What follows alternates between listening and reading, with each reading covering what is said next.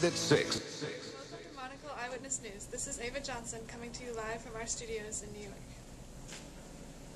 After the recent assassination of Archduke Franz Ferdinand, heir to the Austro-Hungarian throne by a Serbian terrorist faction known as the Black Hand, Kaiser Wilhelm II has initiated an invasion of Serbia to track down the group. Due to the treaties between Serbia, Great Britain, Russia, and France, the latter countries have been dragged into this conflict.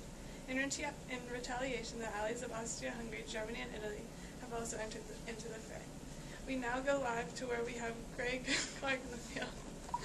Yes, Ava, I'm standing at the corner of Franz Jose Street and Applequay, the site of the recent assassinations of heir to the Austro-Hungarian throne, Archduke Franz Ferdinand and his wife. Gavrilo Princip, member of the Serbian terrorist group known as the Black Hand, shot the late couple while their driver was backing up after a wrong turn. Earlier today, another attempt was made on the Archduke's life when another member of the Black Hand hurled a grenade toward the car. The driver sped up when he saw the grenade and managed to avoid it along with the other members of the Black Hand in the vicinity. It was reported that the Archduke's last words were, "Sophie, Sophie, don't die. Stay alive for the children." This is where the sad news really stems from.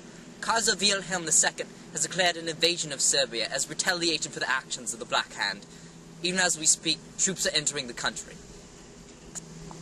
Thank you, Greg. Such sad news. We have brought in our lead correspondent, European foreign policy, military analyst, and historian, and transatlantic geographical and ecological, cultural, and spiritual affairs, Frederick Turner. Glad you could be here, Fred.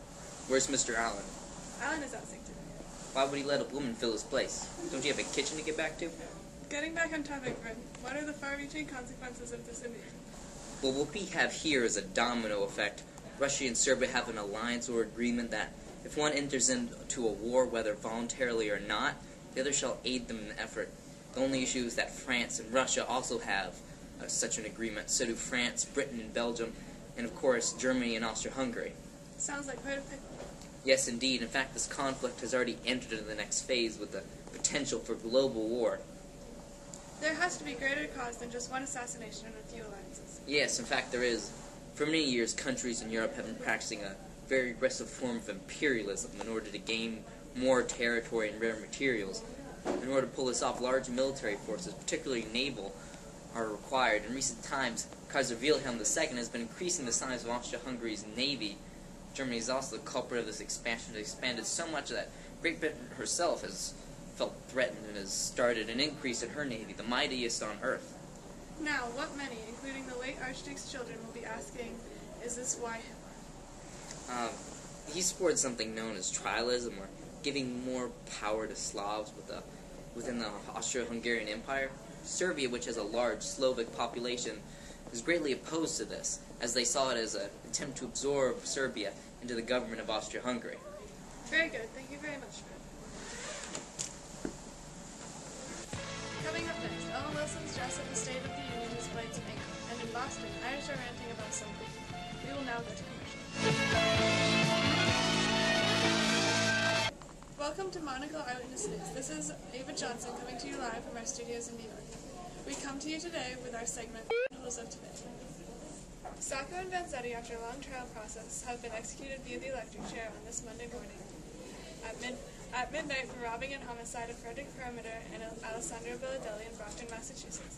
They were obtained by the police soon after the crime by the police.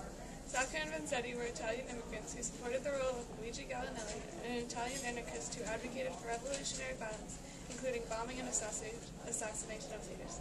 Sacco was a shoemaker and Vanzetti was a fishmonger. We have Cindy Miller here for us from hometown in Boston to give us further details. What can you tell us? A lot, Sweet Lips. These jerks were convicted in their first trial and got 12 to 15 years in prison. They had a horrible group of defense witnesses who could not speak English and very unruly. John, roll 212. Non so dove mi trovo, predile mi dal mi stroppo.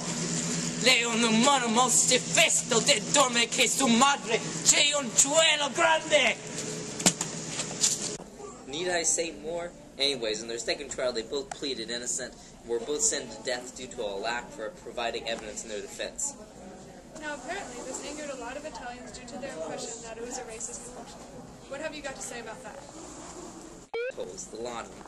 The night of the execution, 21,000 of them gathered in a strike, leading to violence with the police and civil disorder. It was an utter disgrace to our nation. Well, there you have it. From Sid, close of today. Liz.